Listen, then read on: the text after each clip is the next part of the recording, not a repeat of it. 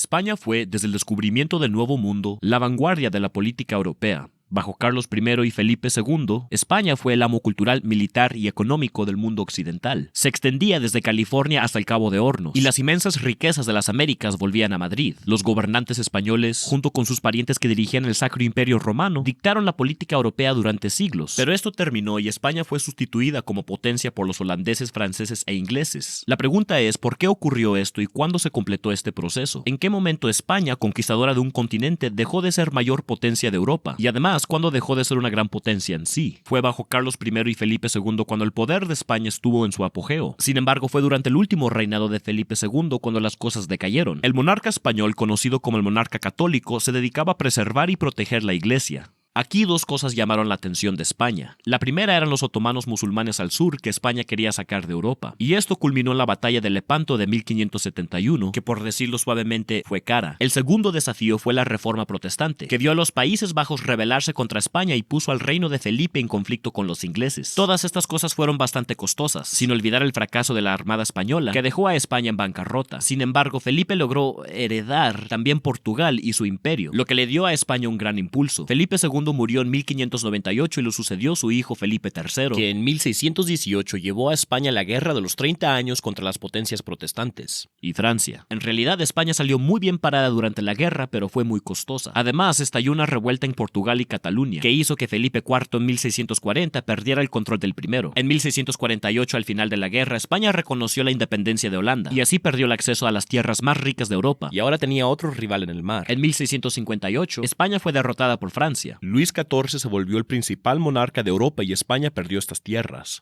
Es aquí cuando podemos decir que España dejó de ser la primera potencia de Europa. España sufrió aún más cuando el discapacitado y sin heredero Carlos II murió en 1700. Había nombrado heredero a Felipe de Anjou, nieto de Luis XIV. Esto era inaceptable para muchas potencias europeas porque España sería un aliado permanente de Francia y así, guerra. Esta guerra, la Guerra de Sucesión Española, terminó con Felipe como rey con la condición de que España y Francia nunca se unieran, y también que España entregara todos estos territorios a los Habsburgo austriacos. Y a pesar de esto, España seguía siendo una gran potencia, solo que disminuida. En el siglo siguiente a la Guerra de Sucesión, los españoles buscaron reformar su reino y el imperio con él. Estas reformas fueron especialmente pronunciadas con el reinado de Carlos III. Abrió el comercio a otras naciones e introdujo una reforma de gobierno más directa. Fue el hijo de Carlos III, Carlos IV, que hizo que España perdiera su estatus de gran potencia. Se alió con Napoleón durante las guerras napoleónicas, pero fue expulsado del poder en 1808 y sucedido por su hijo Fernando II. Napoleón no estaba de acuerdo con Fernando y quiso a su hermano, José Napoleón, como rey. Estalló la guerra civil, Napoleón invadió, José fue nombrado rey y Francia tomó Cataluña. Estallaron revueltas contra el rey José en toda la América española, e incluso después de que Napoleón fuera derrotado y Fernando restaurado,